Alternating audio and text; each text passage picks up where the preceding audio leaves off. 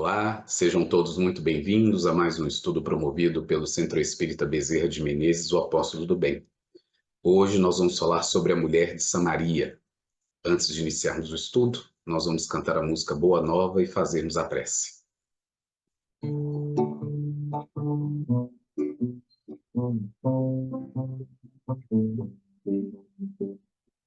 Descendo por entre nuvens, forma sublime de ser, a terra recebe as luzes, já é tempo resplandecer. O mensageiro com o homem, pura expressão de amor, anunciando nova era, seu verbo no orbe se espalhou. O Evangelho, sol de esperança, fonte viva, eterna aliança, de justiça, amor, verdade, laia, laia, para o homem felicidade, com Jesus a lei maior, renascer, viver melhor. As belezas do universo, aprendi a te encontrar, caminho, verdade e vida, Jesus Mestre a nos guiar, o mensageiro com o homem, pura expressão de amor, anunciando nova era, seu verbo no orbe se espalhou. Lua nova, tempo de amar, Lalaia, ver na vida o sol da paz brilhar. Pelos caminhos da luz, laia, compreender, instruir e fazer de nós fluir a mensagem de Jesus. Boa nova, tempo de amar, Lalaia, ver na vida o sol da paz brilhar. Pelos caminhos da luz, laia, compreender, instruir e fazer de nós fluir a mensagem de Jesus.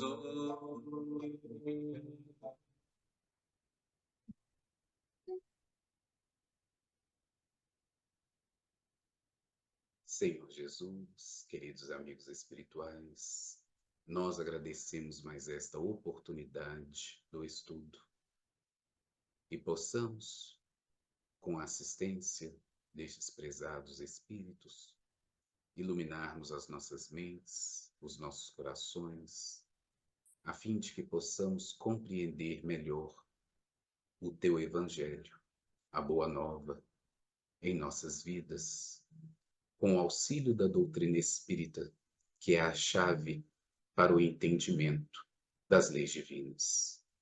Abençoa-nos, Senhor Jesus, hoje, agora e sempre, que assim seja. Hoje nós vamos refletir um pouco sobre a passagem da mulher de Samaria, que nós vamos encontrar no Evangelho de João, no capítulo 4, dos versículos de 1 a 30. E antes de nós começarmos essas reflexões, nós vamos aqui nos lembrar da introdução de O Evangelho segundo o Espiritismo, com a seguinte passagem: muitos pontos do Evangelho, da Bíblia e dos autores sacros em geral são ininteligíveis, parecendo alguns até disparatados por falta da chave que faculte se lhes apreenda o verdadeiro sentido. Essa chave está completa no Espiritismo, como já o puderam reconhecer os que o têm estudado seriamente, e como todos, mais tarde, ainda melhor o reconhecerão. Então, aqui nós vamos encontrar o Evangelho segundo o Espiritismo, já nos apresentando que a doutrina espírita é essa chave importantíssima que nós devemos utilizar no estudo do Evangelho, para compreendermos melhor as passagens, para podermos retirar o espírito da letra. Em outras palavras, a nossa possibilidade de, como chamamos carinhosamente, de fazer o estudo do Evangelho no miudinho. E ainda dentro desse termo, nós vamos lembrar o senhor Honório Abreu, no livro Luz Imperecível, nos dando também algumas instruções muito importantes que, inclusive, vamos utilizar hoje para nos ajudar a refletir sobre essa passagem. Então, ele diz para nós que seleciona-se uma passagem ou um versículo do Novo Testamento, analisando inicialmente o sentido literal do trecho ou da palavra, atentando aos tempos verbais e ao contexto sócio-histórico geográfico da mensagem. A seguir, com essas informações somadas às contribuições espíritas, deve-se buscar o sentido evangélico doutrinário da passagem, aprofundando a análise até mesmo por mais de um encontro, se necessário. Então é o que nós vamos fazer hoje com a passagem da mulher de Samaria, né? Jesus na conversa, nesse diálogo belíssimo com a mulher de Samaria. Mas para nós compreendermos um pouco melhor essa passagem, seguindo as instruções aqui do Honório, nós vamos entender um pouco sobre esse contexto sócio-histórico geográfico da Samaria. Acredito que muitos, às vezes, ouvem falar de Samaria, ouvem falar de samaritanos, mas não têm uma ideia muito precisa sobre quem era aquele povo, quem eram os samaritanos e qual a importância disso para o projeto de Jesus em trazer o evangelho para nós, como o temos hoje, e de ter, como nós vamos ver na passagem, para aqueles que já a conhecem, de ter escolhido atravessar a região de Samaria para poder voltar para a Galileia, como ele faz na passagem. Então, é muito importante a gente observar isso, compreendendo esse contexto sócio-histórico, geográfico, religioso daquela época, para nós entendermos a animosidade que existia entre judeus e samaritanos. E o porquê que Jesus, como sempre em sua sabedoria ilimitada, sempre se utilizava dos conhecimentos e do próprio contexto social da época, histórico, religioso, geográfico, para poder nos trazer as lições. Afinal de contas, ele estava falando aquilo inicialmente para aqueles que estavam ao seu redor, ensinando para todos aqueles que estavam ali em torno dele. As grandes multidões que sempre o seguiam, além, obviamente, dos seus próprios discípulos. O que ele estava ensinando sempre tinha uma base bem fundamentada naquilo que as pessoas ao redor dele conheciam ou viviam. Assim, facilitaria o entendimento deles. Então, mais de 2000 anos depois, é importantíssimo que nós possamos voltar na história, com o conhecimento dos registros históricos que nós temos, como também dos próprios registros do Antigo Testamento, para nós compreendermos historicamente, culturalmente, sociologicamente, o que eram aqueles povos, o que eles viviam, para que nós possamos, a partir deste contexto e desse entendimento, desta perspectiva, retirarmos o espírito da letra, ou seja, irmos do concreto, daquilo que poderia impactar no entendimento das pessoas, o que poderia muitas vezes chocá-las, que era o que Jesus fazia, utilizando ali de sua sabedoria, da sua didática, da sua metodologia impecáveis, para poder trazer ensinamentos atemporais, porque nós vamos ver que isso que está nessa passagem é algo que ainda se reflete nos dias de hoje. Então, esse projeto de longo prazo de Jesus para todos nós, rumo à nossa regeneração, rumo ao nosso perfeito casamento com a lei divina. Então, rapidamente, porque isso faz parte dessa passagem, nós vamos ver aqui rapidamente a árvore genealógica de Abraão, o grande patriarca do povo hebreu.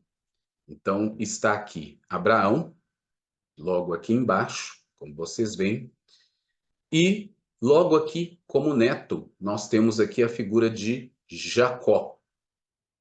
E Jacó tem aqui os seus filhos, né? Um deles sendo José.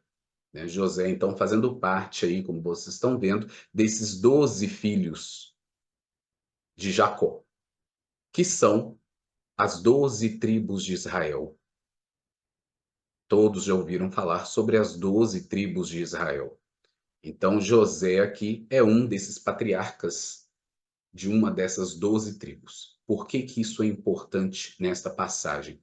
Porque estas duas figuras são citadas, Jacó e José. E está no Antigo Testamento falando sobre toda essa árvore genealógica. Nós vamos compreender a importância dessas figuras, né, de todas essas pessoas. Nós vamos encontrar no livro de Gênesis falando sobre Jacó.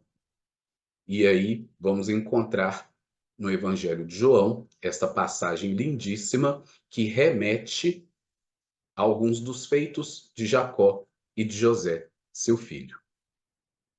Pois bem, aqui um mapa, rapidamente, só para nós compreendermos como era mais ou menos a região em que Jesus viveu, aqui no Oriente Médio, e onde eram estas localidades. Então, nós estamos vendo aqui em cima o Lago de Tiberíades, local em que Jesus foi atrás de alguns de seus discípulos pescadores, não é mesmo? Como Pedro e André, seu irmão, como Tiago Maior e João, seu irmão, sendo que eles eram de Cafarnaum, esta cidade aqui em cima.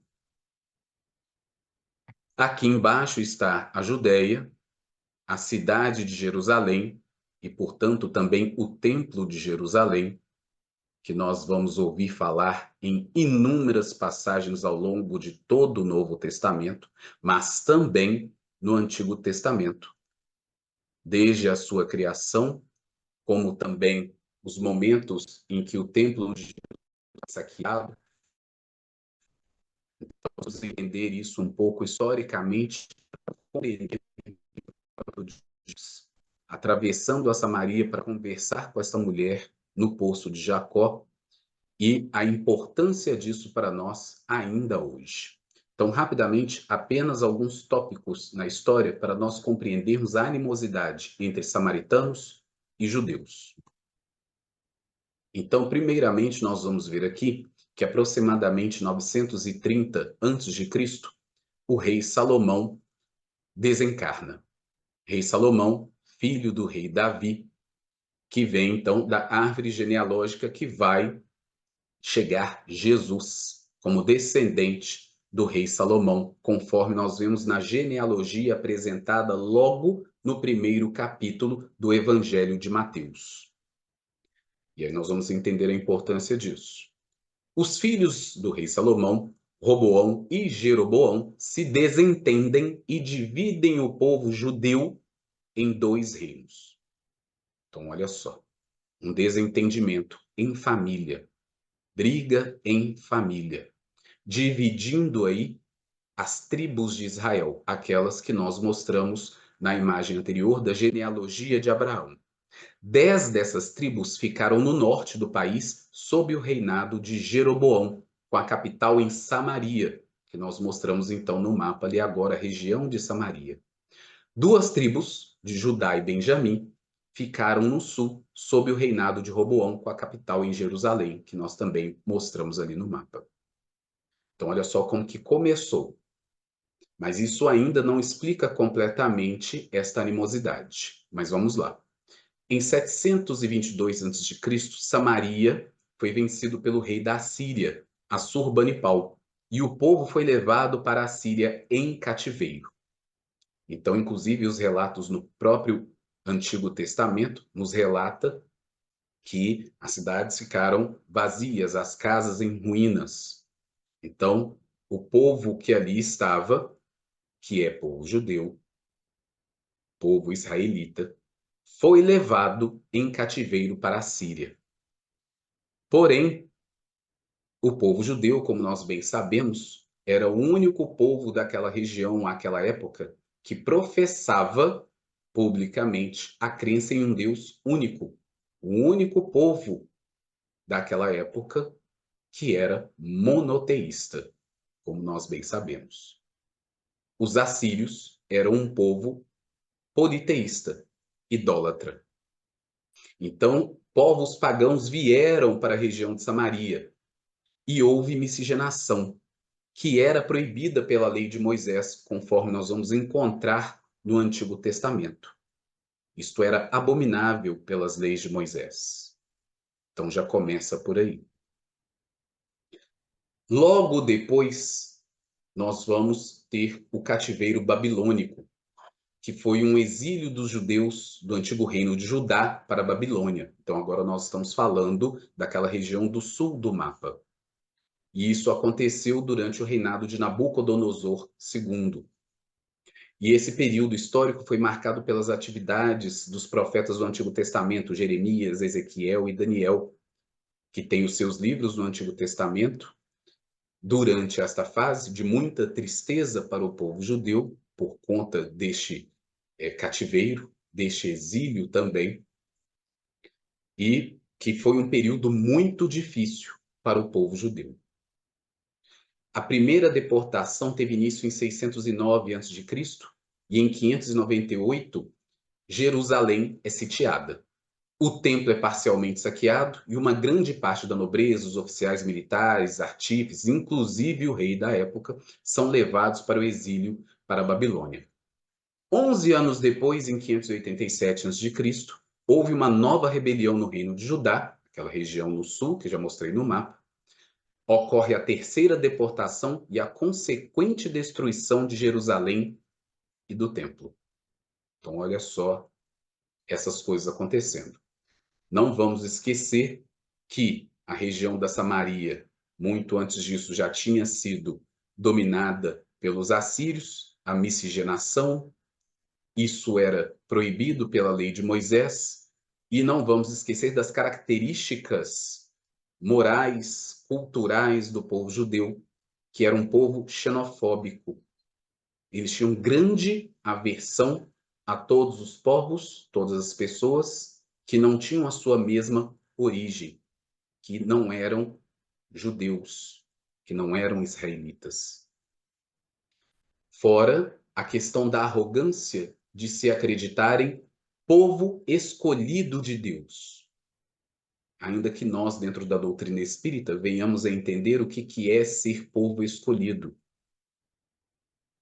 Mas, na arrogância deles, eles tinham uma ideia muito diferente do que era ser povo escolhido de Deus, como se isso os colocasse numa posição de superioridade moral que não existia sobre todos os outros povos da terra.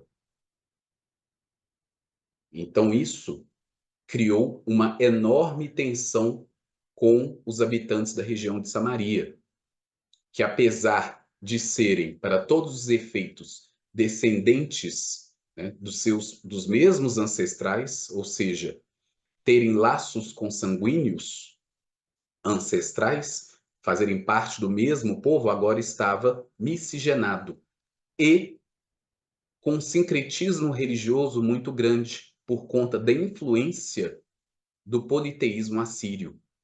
Então já não eram mais judeus, seguindo ali os livros que nós hoje conhecemos como o Antigo Testamento, os 5 livros do Pentateuco, mas mais todos os livros dos profetas.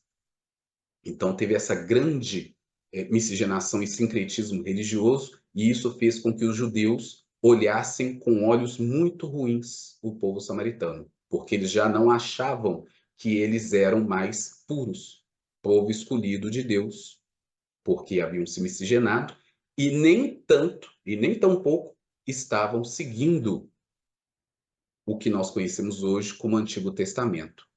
Tinham se tornado um povo idólatra, que se dizia seguir o Pentateuco de Moisés, não reconheciam os livros que vieram depois, e mesmo assim com apenas alguns pontos em comum, por conta desse sincretismo, dessa mistura das religiões dos povos pagãos com a religião trazida por Moisés, as leis mosaicas. Em 538, Ciro II conquista a Babilônia. Então, olha só como que a gente vai vendo essas transições na história de que, em cada momento, um povo ascende ao poder, domina uma grande região, escraviza os povos vencidos, e o povo judeu, mais uma vez, ali, servindo de joguete nas mãos de uns e de outros. Desde o Antigo Testamento, com Moisés na saída do Egito, nós vamos ver essas transições do povo judeu. Mas Ciro, diferente dos outros conquistadores, decretou o retorno dos judeus exilados para a terra de Judá, ou seja, aquela região do sul que eu já mostrei no mapa. E então acontece a reconstrução do Templo de Jerusalém. Inclusive, não vou entrar em detalhes disso daqui agora, mas nosso companheiro Aderlande, inclusive, já contou para nós em um estudo sobre as pesquisas junto ao espírito Teresa de Lisieux, falando sobre a trajetória reencarnatória de vários espíritos que passaram pela Terra, e vai nos mostrar a trajetória espiritual deste espírito, que a esta época estava encarnado na personalidade de Ciro II, e o porquê que ele então decreta o retorno dos judeus exilados para a terra de Judá, completando ali um ciclo da sua jornada evolutiva, podendo fazer a coisa certa em razão das atitudes dele no passado, também em relação ao povo judeu. Finalmente ele pode devolver aquilo que ele já tinha tomado antes. Mas aí vocês precisam pedir o Aderlande novamente para poder falar sobre esse assunto, porque é extremamente interessante. Historicamente está aqui registrado esta volta dos judeus da Babilônia para a terra de Judá.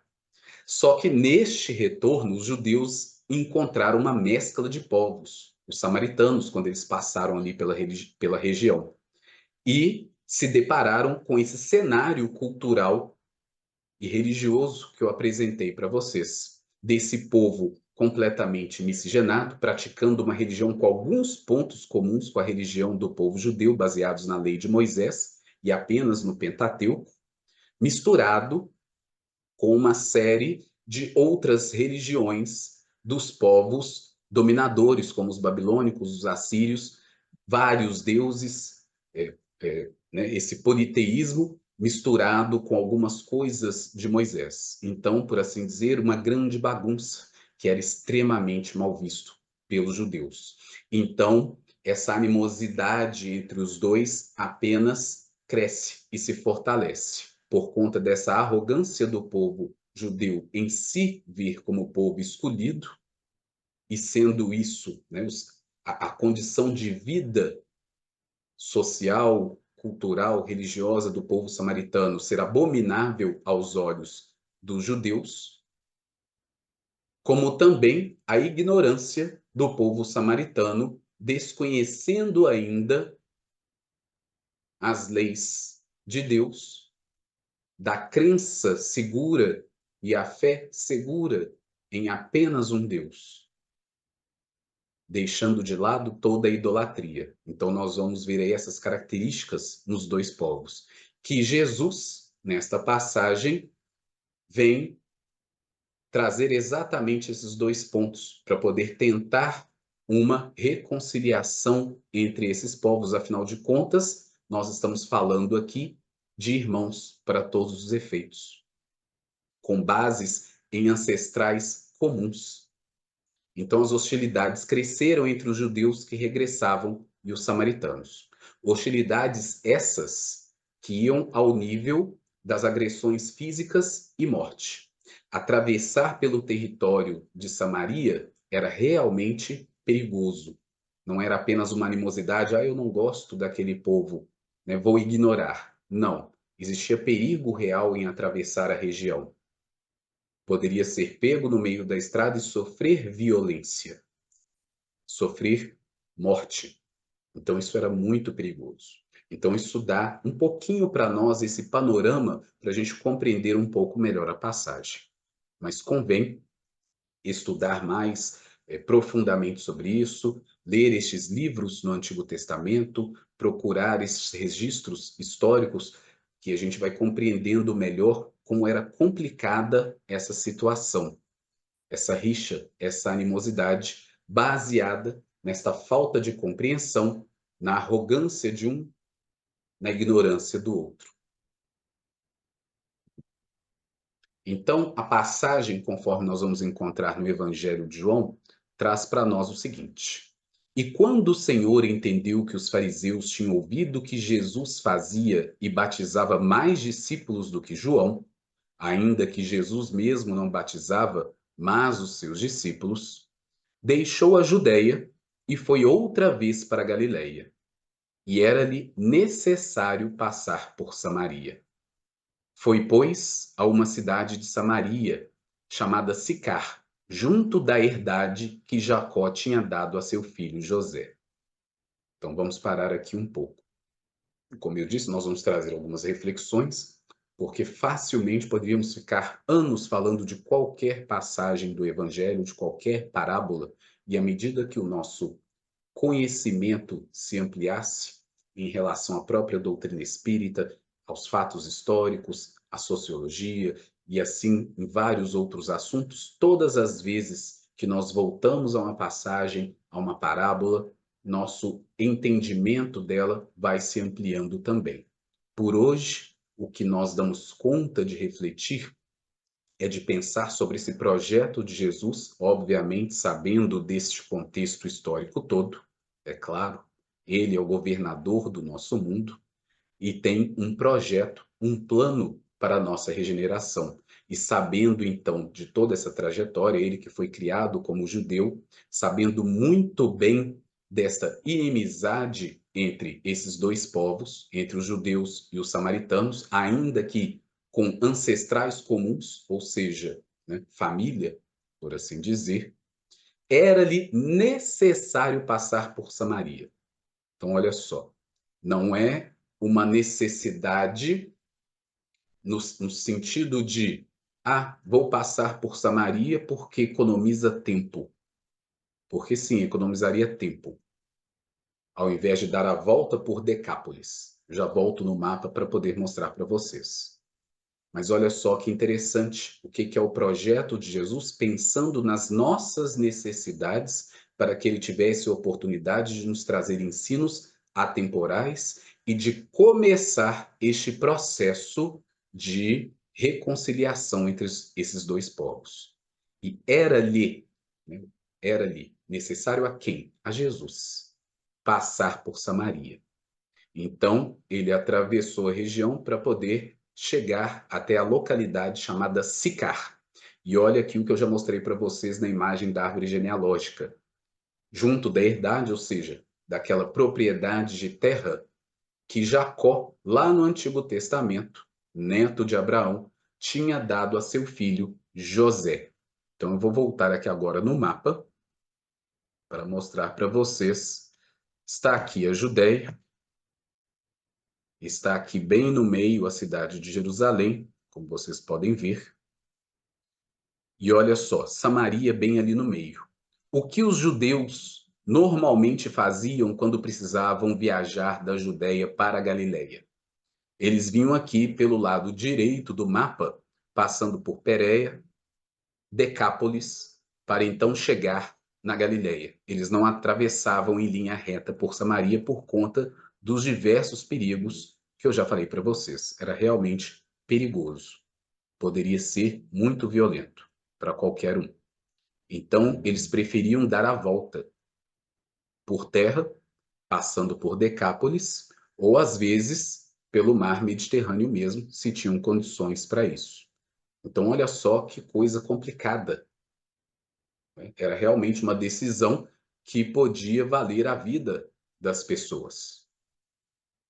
E a situação era tão complicada que os samaritanos, por conta também de algo que acontece no Antigo Testamento, não vamos entrar aqui em detalhes, em algum momento houve uma tentativa, vamos dizer assim, de aproximação entre os povos, em que eles ofereceram ajuda para a reconstrução do templo, mas foram rechaçados.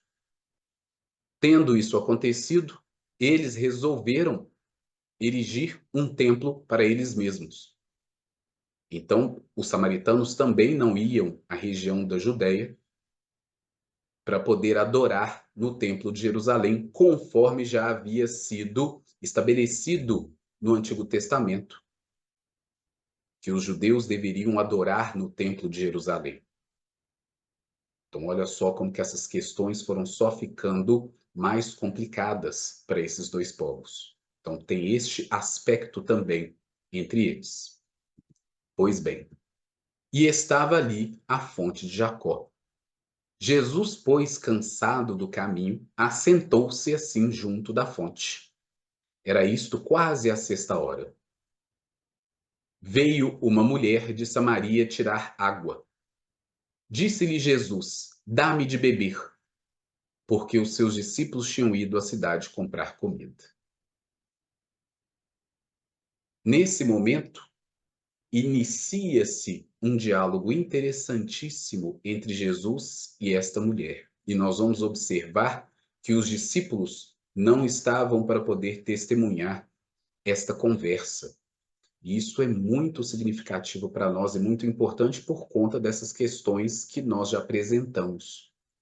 Nós entendemos aqui claramente que Jesus já estava, obviamente, ciente do que ia acontecer, claro, mas era necessário que os discípulos não estivessem inicialmente ali por perto, porque sendo também homens judeus e ainda sendo discípulos de Jesus, não compreendendo ainda completamente a missão de Jesus na terra, e tendo todo este histórico, porque é como os judeus são ensinados desde criança sobre as coisas da vida, sobre os povos que estão ao seu redor, sobre a importância da observação das leis mosaicas, os fariseus faziam questão destas coisas, de ensinar assim para o povo, e por isso nós vamos ver os inúmeros diálogos entre Jesus e os fariseus, tentando fazer Jesus entrar em contradição com as leis mosaicas, para poder prendê-lo, para poder ter uma desculpa de prendê-lo e matá-lo. Então, os próprios discípulos, sendo fruto da sua época, porque aprenderam assim também, não podiam, naquele momento, presenciar esta conversa. Eles iam achar muito estranho Jesus, o Messias do povo judeu, porque, como eu disse, o povo judeu não enxergava samaritano como irmão, como um povo com ancestralidade comum, por conta da grande miscigenação que eu disse, e também por conta do sincretismo religioso pelo qual o povo samaritano havia passado, no qual ele vivia. Eles não entenderiam de princípio esse diálogo de por que Jesus, o Messias do povo judeu, está conversando com uma mulher samaritana. E ainda por cima isso também. Primeiramente, uma mulher. Já desde as tradições mais antigas do povo judeu, nós vamos ver que, além de tudo, também como na maioria dos povos antigos da época, e nenhuma surpresa para nós, visto que até hoje as nossas sociedades vivem nesse sentimento, o sentimento do machismo, era muito complicado conversar com uma mulher, especialmente uma mulher estando sozinha, sem a presença do seu marido. Isso estava nas questões culturais. Então, nós vamos lembrar aqui Honório de Abreu falando no livro Luz Imperecível, que é importante nós observarmos esses detalhes para nós conseguirmos compreender melhor a importância das passagens antes de nós tirarmos o espírito da letra. Então, isso também era uma questão cultural muito complicada.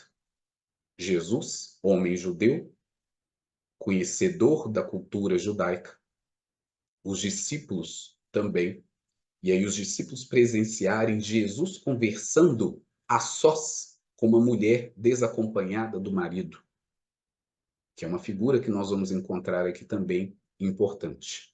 Então, isso seria muito complicado. Eles poderiam até mesmo, ainda naquele momento de fragilidade do entendimento deles sobre a missão de Jesus na Terra, de talvez duvidar que Jesus fosse o Messias prometido. Então, olha só, Jesus se aproveita disso tudo.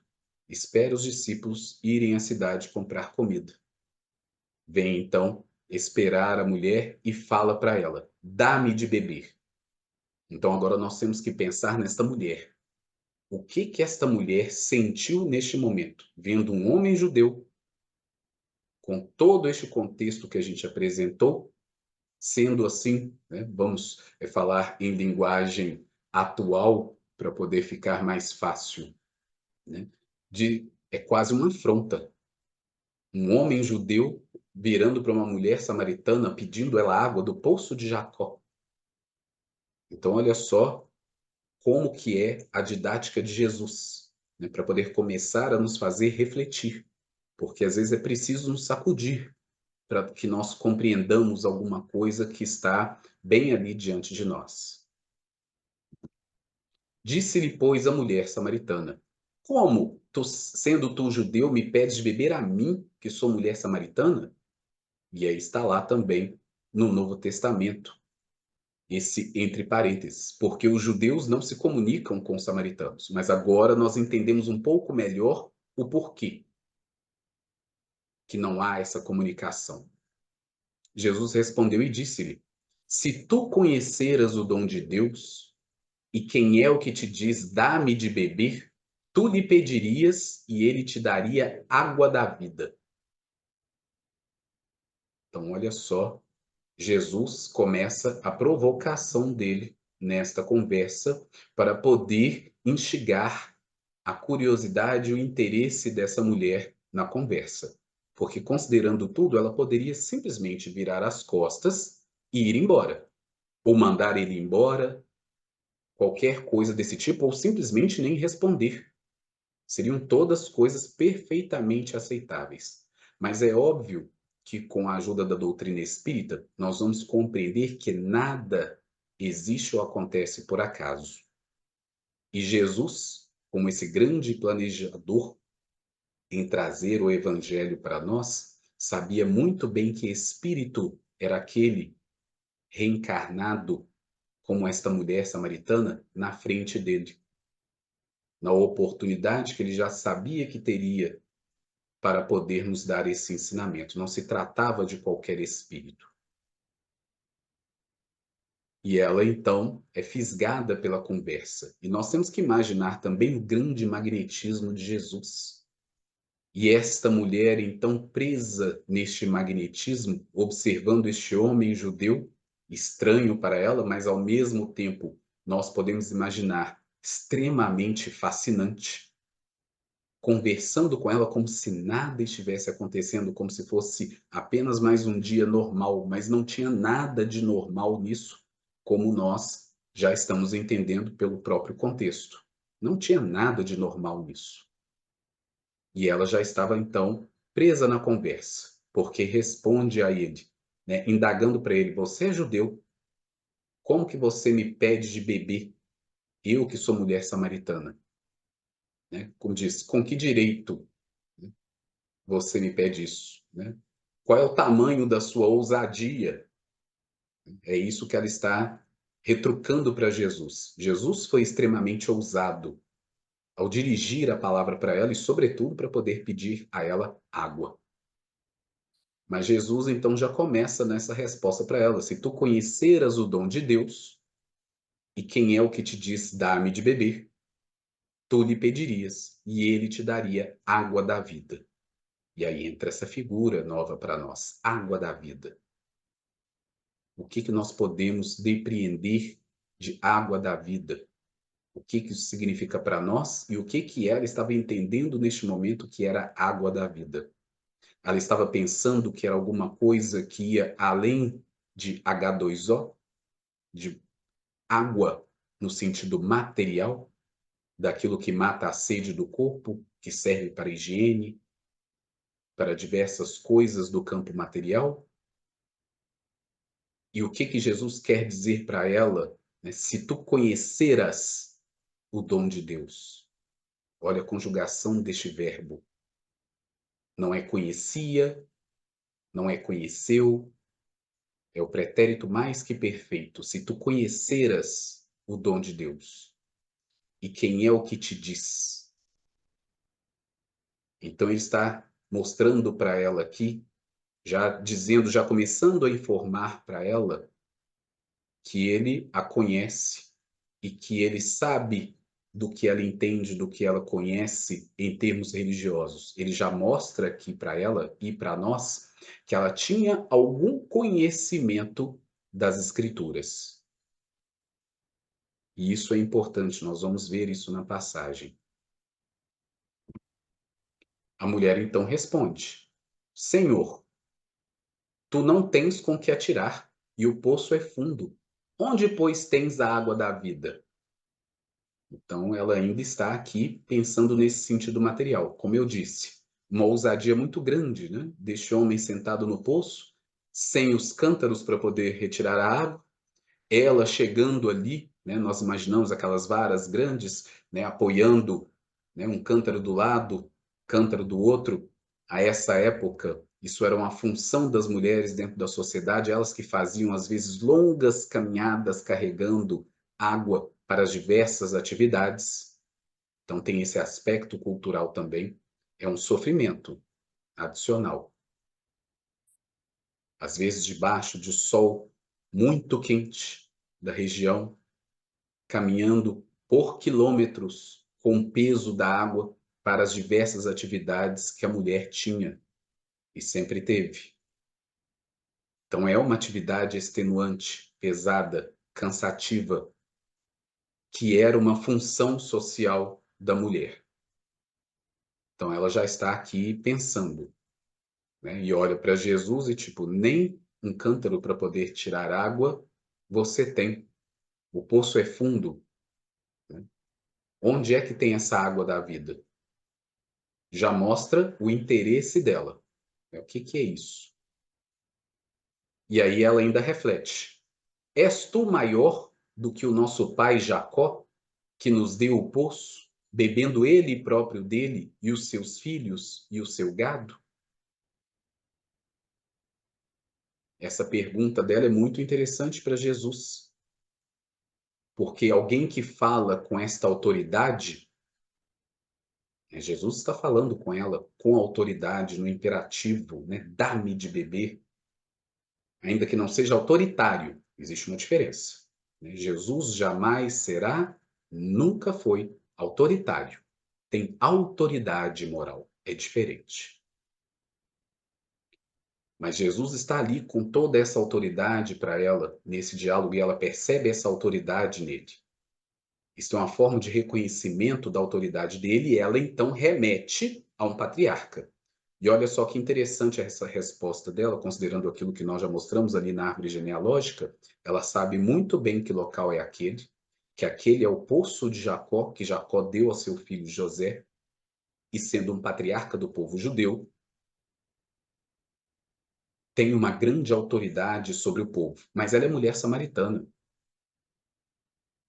Mas, como eu disse, tem ancestrais comuns, ainda que o povo judeu visse esse povo com olhos extremamente negativos e xenofóbicos.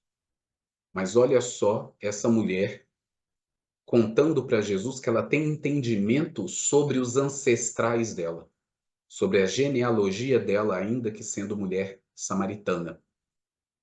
Que os ancestrais dela são os mesmos, provavelmente, de Jesus, porque ela fala nosso pai Jacó.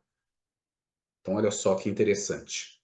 Isso é muito significativo para a gente, ela já mostrando esse entendimento, esse conhecimento de que existe esta proximidade entre os povos, ainda que nenhum dos dois faça questão um do outro, ou prefiram mesmo viver em completa separação. Jesus respondeu e disse-lhe: qualquer que beber desta água tornará a ter sede. Jesus se referindo à água do poço de Jacó. Mas aquele que beber da água que eu lhe der, nunca terá sede, porque a água que eu lhe der se fará nele uma fonte de água que salte para a vida eterna. Olha como que Jesus responde à pergunta dela, mostrando que a autoridade de Jacó se limitava ao plano material, ao plano físico, naquilo que foi a importância histórica dele dentro daquela região, com o poço, permitindo ali água potável para tantas pessoas, tantas famílias ao longo de tantas gerações, em tudo aquilo que é importante na sociedade, a existência da água nesses poços. E Jesus responde para ela, sem precisar ser direto, de que sim, minha autoridade, né? Sim, sou maior do que Jacó, né? Sou governador do mundo. Ela não ia entender isso que nós hoje entendemos. Mas ele responde para ela mostrando esses dois pontos. A autoridade de Jacó é material, efêmera, passageira. Mas aquele que beber da água que eu lhe der, nunca terá sede. Porque Jesus não está falando de água no sentido material. Ele está falando de algo que possa saciar a sede do Espírito. E fará nele uma fonte de água que salte para a vida eterna. Então podemos refletir. O que é capaz de saciar a sede do Espírito se fazendo uma fonte de água que salte para a vida eterna? No sentido literal, a água sacia sede, revigora o organismo, alimenta as células. A maior parte dos nossos corpos é feita de água. O próprio planeta em que habitamos atualmente é mais água do que terra. As águas são citadas desde o livro de Gênesis, no Antigo Testamento. Jesus, conversando com Nicodemos, se refere mais uma vez à água. Então nós vamos ver que é uma figura muito importante da qual Jesus se utiliza, sabendo de sua importância e do conhecimento generalizado disso, para poder fazer a sua analogia, a sua metáfora, para que nós pudéssemos abstrair do que ele estava querendo dizer ainda hoje. O que é capaz de saciar a sede do Espírito? Qual é a sede do Espírito? Nós podemos dizer que a sede do Espírito é amor. O Espírito tem sede de amor. E ele só se sacia completamente no amor. E é apenas o amor a fonte que salta para a nossa vida eterna. Enquanto filhos de Deus, destinados à eternidade, a única coisa que nos faz transitar por todos os momentos ainda do porvir, nos trazendo conhecimento, crescimento espiritual e saciedade de fato, é o amor. Amor, alimento das almas, conforme o nome do capítulo do livro e dos capítulos do livro Nosso Lar, de André Luiz, na psicografia de Chico Xavier, em que Dona Laura está conversando com André Luiz, falando sobre alimentação, e ela lembra para ele que dos seres mais primitivos ao anjo criando moradas no céu, está o amor como sustentáculo e base da alimentação de todos. Não só num sentido abstrato de como o amor me alimenta. Não, em sentido literal, enquanto energia universal capaz de vivificar o espírito em todas as suas faixas evolutivas. Por enquanto, na nós também precisamos do pão, como ela mesma diz para André Luiz, que mesmo lá em nosso lar, eles se alimentavam, ainda que a alimentação em nosso lar seja fluídica, muito mais etérea do que a nossa alimentação aqui enquanto encarnados, de comida grosseira e densa, mas que acima disso tudo estava o amor de Deus equilibrando o universo e nos alimentando a todos. Sem isso, nós sequer existiríamos. E ela parafraseia João, este mesmo João, desta passagem, João Evangelista, quando João diz que em Deus nos movemos e existimos, é o mesmo João que diz que Deus é amor. Então, se Deus é amor, e nele nos movemos e existimos no amor. Então, o amor é a única coisa capaz de saciar a sede que o espírito tem de crescimento para a eternidade. E nós vamos observar aqui, com esse contexto histórico todo, ainda nos dias de hoje, é exatamente o amor que está em falta em todos nós, em todos os povos, de maneira coletiva, nos permitindo enxergar o outro como nosso próximo.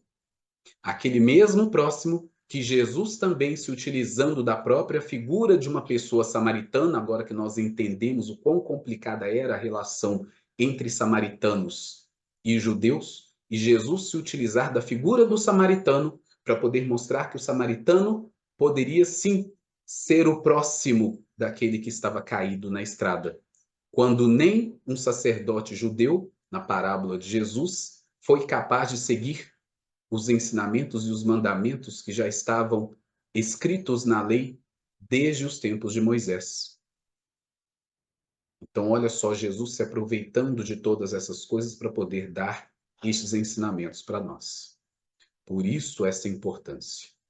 Ainda hoje, nós estamos aí vendo guerra entre esses povos no Oriente Médio, povos que têm ancestrais em comum, não se enxergam como irmãos, se enxergam como inimigos e estão ainda, infelizmente, se matando por falta da água viva, que é o amor, saltando como fonte que salta para a vida eterna. E a mulher, então, ainda sem compreender, mas interessada na conversa, querendo saber de Jesus sobre isso, e que é importante neste diálogo, o interesse dela para melhor compreensão, ela pergunta a Jesus: Senhor, dá-me dessa água, para que não mais tenha sede, e não venha aqui tirá-la. Então aqui ainda se vê que ela está pensando no aspecto material. O entendimento dela ainda não havia se ampliado para o que Jesus estava trazendo para ela. Ela estava pensando naquele sofrimento efêmero, temporário da encarnação dela, de ter que caminhar quilômetros carregando água para os seus afazeres diários, que, como eu disse, uma tarefa obviamente extenuante, cansativa, da qual, se ela pudesse se libertar, seria sensacional para ela. Jesus, então, muda o tom do diálogo. Vai, chama o teu marido e vem cá. Lembra que eu já tinha falado sobre a questão de conversar com uma mulher sozinha, desacompanhada do marido, sendo uma questão cultural? Pois bem, Jesus agora manda ela chamar o marido para a conversa. Mas olha só que interessante. A mulher respondeu e disse: Não tenho marido. Disse-lhe Jesus: Disseste bem, não tenho marido. Porque tiveste 5 maridos, e o que agora tens não é teu marido. Isto disseste com verdade. Disse-lhe a mulher: Senhor, vejo que és profeta.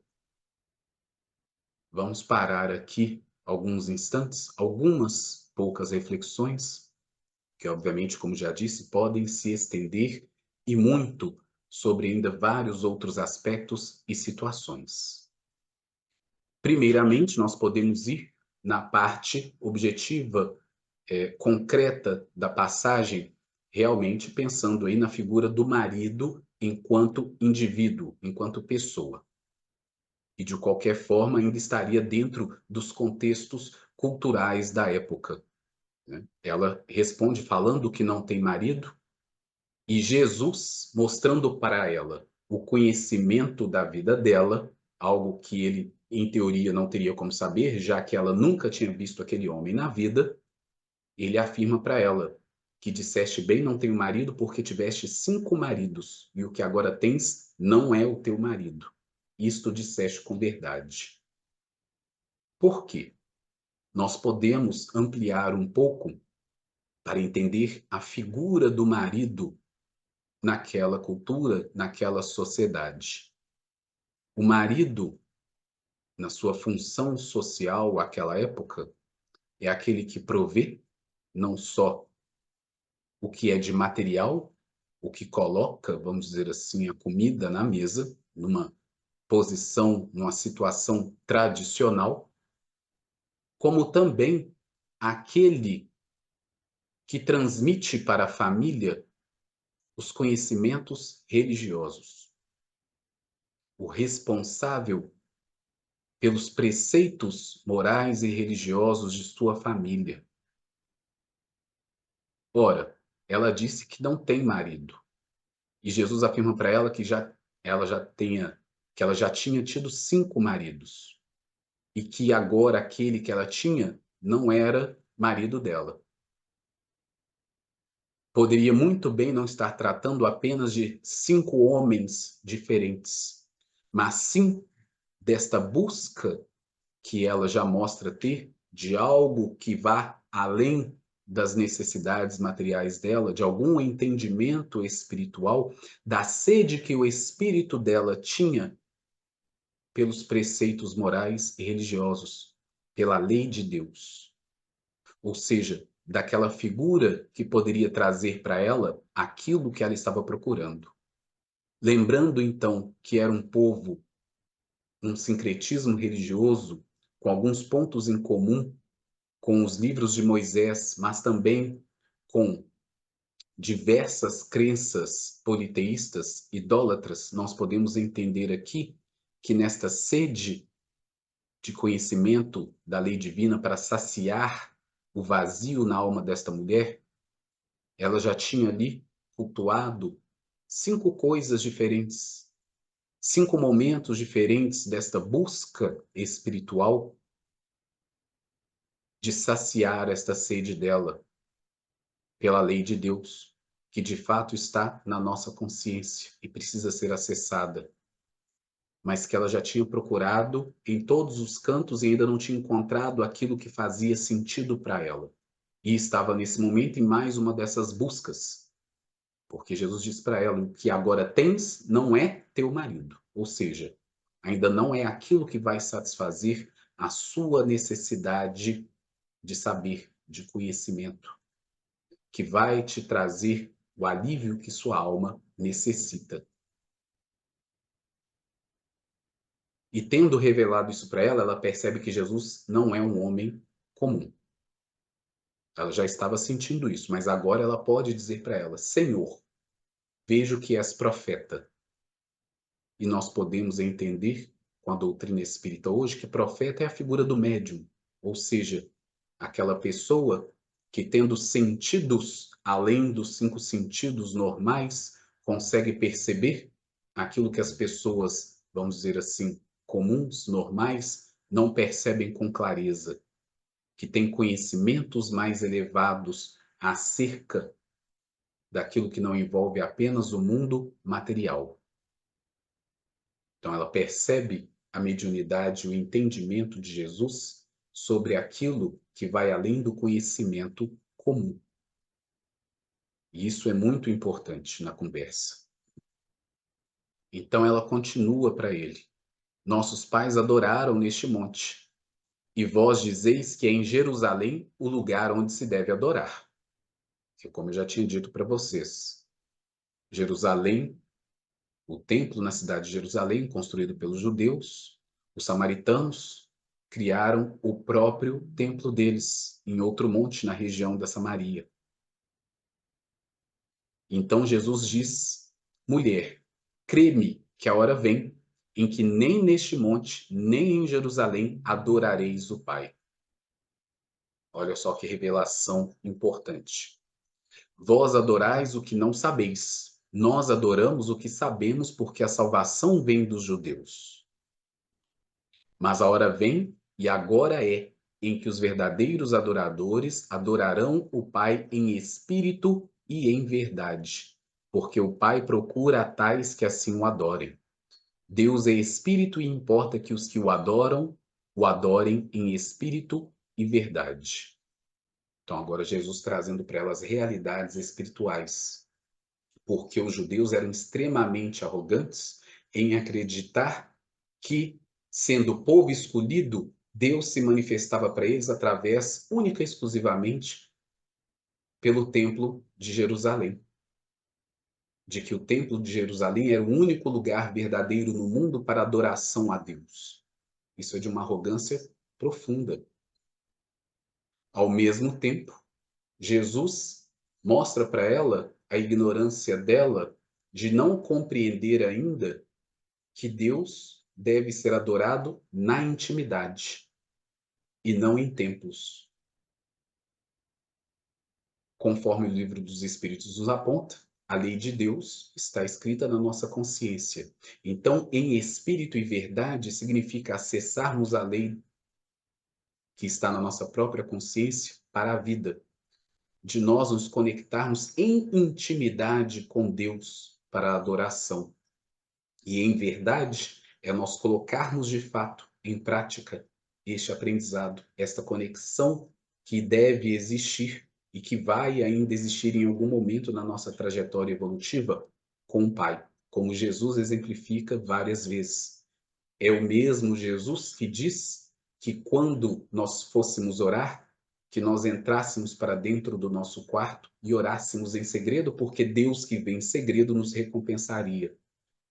Era Jesus falando sobre o nosso quarto íntimo, o nosso quarto mental, o nosso quarto do sentimento, da nossa ligação íntima com o nosso Pai, com a lei de Deus que reside em nós.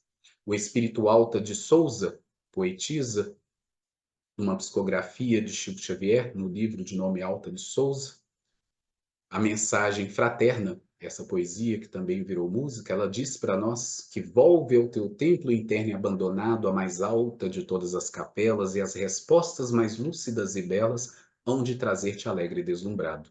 Está ela falando sobre este nosso templo interno, que é o nosso próprio coração. Então, não um templo de terra. Está Jesus apresentando isso para esta mulher samaritana. A mulher disse-lhe: Eu sei que o Messias, que se chama o Cristo, vem. Quando ele vier, nos anunciará tudo. Ela está mostrando aqui agora algo muito importante. Nós já tínhamos dito que os samaritanos tinham alguns pontos em comum com os judeus no quesito religioso, seguindo, de alguma forma, os 5 primeiros livros do Antigo Testamento, o Pentateuco, que nós conhecemos hoje também como a Torá, mas misturado ali com uma série de outras religiões politeístas. Eles não seguiam os demais livros, né, dos profetas que os judeus seguiam e seguem até hoje. Mas ela tinha conhecimento das Escrituras para poder saber que já estava previsto que o Messias viria, o Messias do povo judeu. Porque os judeus acreditavam que o Messias era só para eles. A arrogância que nós já dissemos, a prepotência. Mas ela tinha este conhecimento também. Olha que interessante. Ou seja, de alguma forma, ela também estava esperando pelo Messias que já havia sido anunciado tantas vezes no Antigo Testamento, por vários profetas diferentes. Jesus disse-lhe: Eu o sou, eu que falo contigo. E a gente só pode imaginar aqui a emoção desta mulher vendo Jesus olhando nos olhos dela, falando que ele era o Messias. E a gente fica tentando imaginar o magnetismo enorme de Jesus, o olhar de Jesus. E esta mulher ali na frente dele, sabendo naquele momento que ela estava presente, viva, de frente com o Messias, com Cristo, afirmando para ela que ele era o Messias, que ele era o Cristo.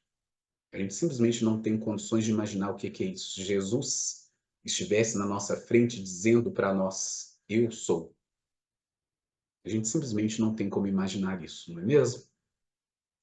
E nisto vieram seus discípulos e maravilharam-se de que estivesse falando com uma mulher.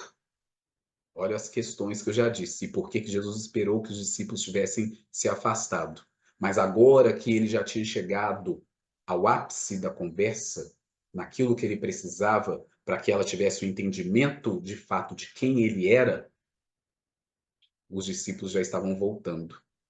A missão de Jesus ali naquele momento estava se concretizando. Todavia nenhum lhe disse: "Que perguntas ou por que falas com ela?" E ainda bem, mas eles, já começando a compreender as ações de Jesus, tiveram um bom senso de não questionar.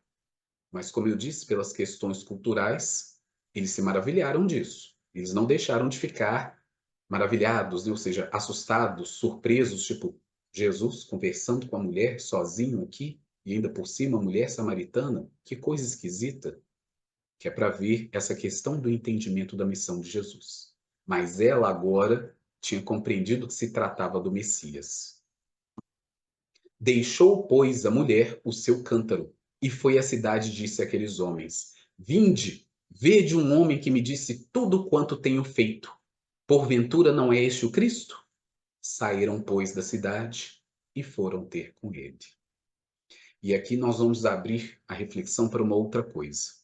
Nós já aprendemos através da literatura espírita, em livros como Boa Nova, do espírito Humberto de Campos, Primícias do Reino, do espírito Amélie Rodrigues e outros, que as passagens conforme nós encontramos no Novo Testamento, elas não contêm em sua escrita a completude dos diálogos de Jesus com as pessoas com as quais ele encontrou.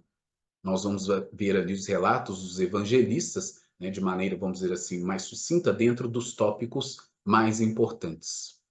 Mas pela literatura espírita, a gente descobre que, na maioria das vezes, esses diálogos foram muito maiores, mais profundos e mais significativos para essas pessoas, e por isso a doutrina espírita vem nos revelar esta coisa através da mediunidade com Jesus, para poder nos abrir o campo do entendimento. E nós vemos uma indicação disso aqui. Vinde, vede um homem que me disse tudo quanto tenho feito. Ora, tudo quanto tenho feito não se resume apenas disseste bem, tiveste antes 5 maridos e o que agora tens não é teu marido. Isso não é tudo quanto ela fez na vida. Ela com certeza era muito mais do que isso, tinha feito muito mais do que isso na vida.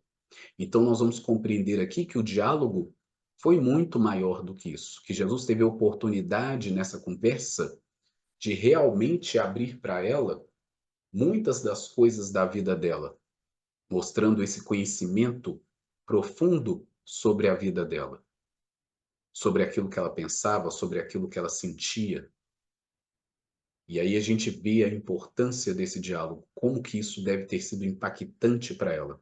Um momento de virada para um espírito que tinha sede de conhecimento e de amor e que estava pronto naquele momento para receber de Jesus a chave que permitiria a ela abrir a porta para trilhar esse caminho. E aí, inclusive, trazemos como sugestão de leitura o capítulo 17 do livro Boa Nova, que é Jesus na Samaria, em que o espírito Humberto de Campos traz para nós, de uma maneira belíssima, a reflexão sobre esta passagem, contando para nós com outros detalhes esse diálogo e esse dia interessantíssimo de Jesus com esta mulher e também da conversa que Jesus tem com os discípulos que estavam com ele sobre a importância desse momento, que é um momento de reconciliação, de abertura para a reconciliação entre esses povos. No próprio Evangelho, no livro Atos dos Apóstolos, nós vamos ver mais para frente, na leitura deste livro do Evangelho, Atos dos Apóstolos, que realmente acontece este momento de reaproximação da continuidade do que começou neste dia que Jesus, então, se utiliza desta mulher para poder fazer esta aproximação. e de mostrar para os discípulos a importância que era isso, para que eles, depois que ele se fosse, pudessem continuar esta missão, de que aqueles também eram espíritos importantes para receber a boa nova, o evangelho, para que os discípulos não ignorassem, continuassem ignorando aquela região e outras regiões conhecidas para espalhar a boa nova. Então nós vamos ver em Atos dos Apóstolos que isso se concretiza, que alguns discípulos vão para a região de Samaria para poder levar o evangelho e de que eles encontram sim receptividade para a continuidade dessa reaproximação. Então, essas eram as reflexões que nós queríamos trazer por hoje. Espero que ela tenha trazido alguma informação útil para todos e a curiosidade de voltar a essa passagem, lê-la com a chave da doutrina espírita, para que possam outras ideias em cada versículo, em cada palavra, trazer conhecimentos aí para cada um, dentro do entendimento de cada um, e a leitura deste capítulo no livro Boa Nova. E, obviamente, do livro como um todo, que tem passagens interessantíssimas para nós sabermos mais sobre diversos momentos de Jesus com aqueles que estavam ao redor dele. Então, nós só podemos agradecer a paciência. Senhor Jesus, nós agradecemos mais esta oportunidade do estudo. Que possamos, nas reflexões desta passagem, como de todas as outras passagens, compreendermos melhor a tua proposta de crescimento espiritual para todos nós, para que possamos fazer parte da família universal, com conhecimento, com ação, com um pensamento ligado ao nosso Pai, que é Pai de todos, para irmos deixando a cada dia o nosso orgulho e o nosso egoísmo de lado, para que prevaleça o amor, saciando a nossa sede de encontrarmos a Ti e ao nosso Pai em nosso próprio coração. Se conosco, hoje, agora e sempre, que assim seja.